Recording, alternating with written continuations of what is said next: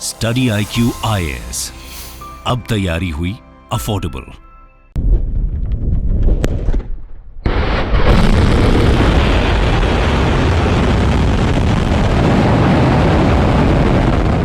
Hello दोस्तों, नमस्कार। स्वागत है आप सभी का स्टडी IQ में। मैं हूं आपका दोस्त और एजुकेटर दीपांशु सिंह।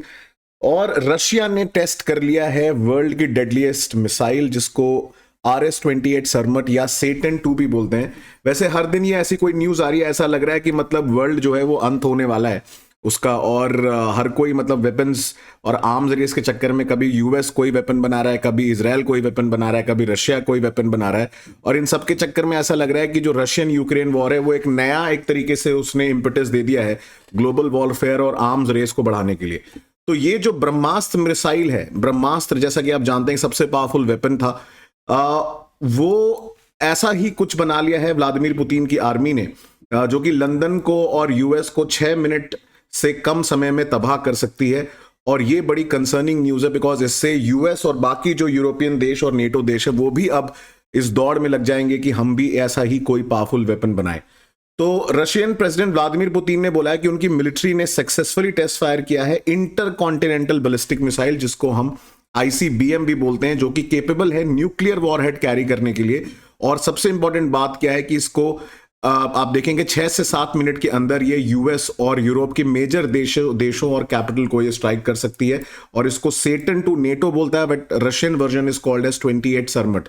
तो इसके बारे में देखेंगे कि इसकी नाम ऐसा क्यों है, नेमिंग का क्या सिग्निफिकेंस है, और इसके कंपीटिंग मिसाइल्स कौन कौन से हैं, और इसमें क्या इसके फीचर्स हैं, और कैसे ये इंपैक्टफुल है इन टिल्टिंग दी ग्लोबल वॉरफेयर का जो सिनेरियो है।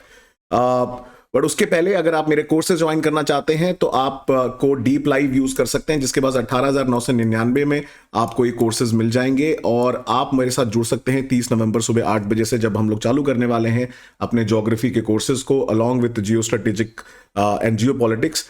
उसके अलावा आप मुझे रीच आउट कर सकते हैं dipanshuSingh.com और Dipanshu Singh UPSC Dipanshu Singh official Telegram channel पे। आप इंटरनेशनल रिलेशंस के लिए मेरी second edition best seller book को भी रेफर कर सकते हैं फ्रॉम Amazon एंड फ्लिपकार्ट।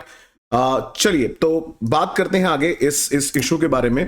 तो ये जो RS-28 है, इसका पहला सक्सेसफुल टेस्ट नहीं है, ये अभी रिसेंटली ये सेकंड टेस्ट किया गया है। इसका एक सक्सेसफुल टेस्ट अप्रैल में किया जा चुका है, जो कि काफी समय से डिलेड था।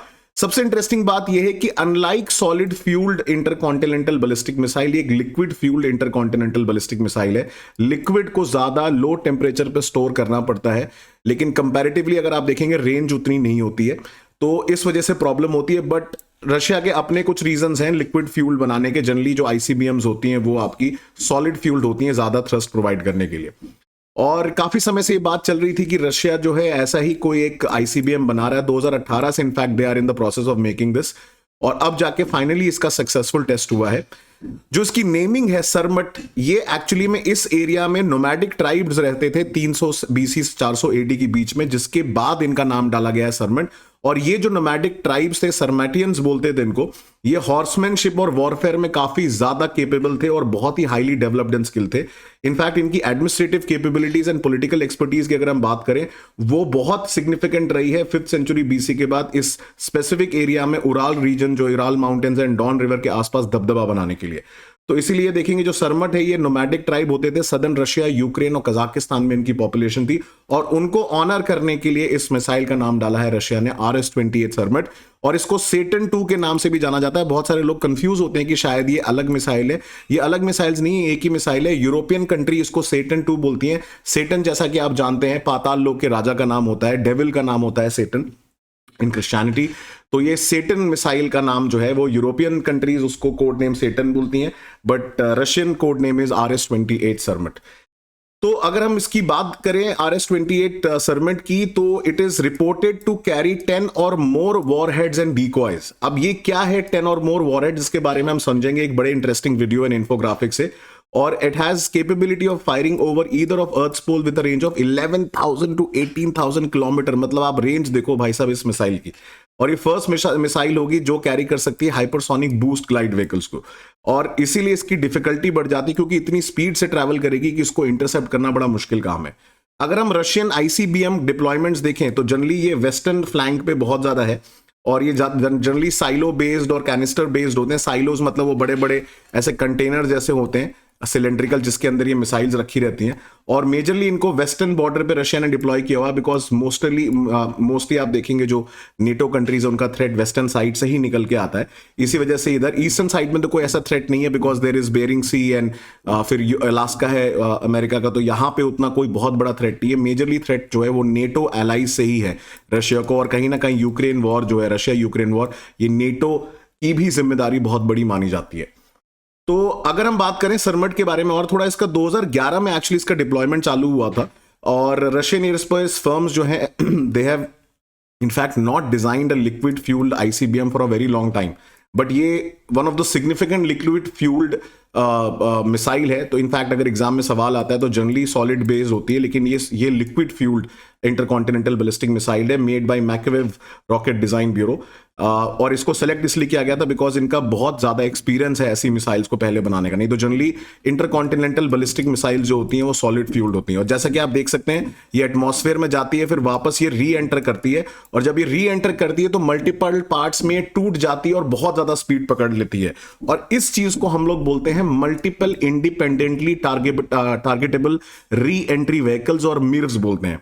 अब क्या होता है, मेन मिसाइल के अंदर एक्चुअली छोटे छोटे बॉम्ब्स होते हैं, ठीक है, तो री एंट्री व्हीकल्स बोलते हैं। सरमट की एडवांटेज क्या है, इसके अंदर ऐसे 10 छोटे छोटे और मिसाइल हैं, मतलब वो बड़े टारगेट को कवर कर सकते हैं। जब मिसाइल फायर होगी और ऊपर जाएगी, फिर जब वो री एंटर करेगी तो वो 10 छोटे छोटे रॉकेट्स में डिवाइड हो जाएगी, जिससे वो बड़े एरिया को कवर कर सकती। ऐसी कैपेबिलिटी रखने वाले कुछ चुनिंदा देश हैं, इंक्लूडिंग इंडिया।